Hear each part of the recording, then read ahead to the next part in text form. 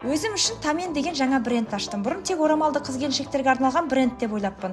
Қателескен екенмін, неге екенін қазір айтамын. Біріншісі осындай двойка, шалбары кең балақ. Аладдин шалбардың силуетіне ұқсайды. Бұндай шалбарлар биыл трендте. Ал қалай? Шалбары юбка ұқсап төгіліп, Рамазан айында аржақ бер жағын көрінбей кең молынан тұратын образ, я, өзі фактурный. Иық тұсымның пропорциясын теңестіру керек қой енді. Олай болса құлағыма акцент сырғам тағайын.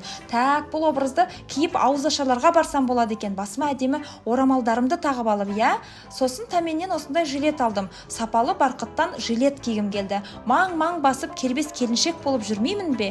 Көрдім де көңілім толды қыздар. Бұл жилетті жаңағы тренд шалбардың үстінен киеміз. Тренд демекші, тренд дегенге әуелде таңырқай қарайсыздар да, келесі жылы жұрттың бәрі киіп алғанда барып қана киетіндеріңіз бар, я осы. Мейлі, двойканың үстін алмастырайықшы, оның орнына Ушатаваның мына лонг сливін киеміз. Сыртынан жилетті қондырамыз. Қалай болды? Жилеттің ұзындығы, белінің қыналуы бәрі әдемі. Көйлекпен де киемін ау, алайда мынау шалбар мен жилеттің үйлесімі тренд пен этниканың тамаша түйісуі болып тұрған секілді. Бұл бренд меніңше қазақ әйелінің құндылықтары мен тәрбиелік қырларын жоғарғы сәнмен ұштастырған бренд. Ал сізге қай образ ұнады? Бірінші двойка ма, әлде жилетпен бе?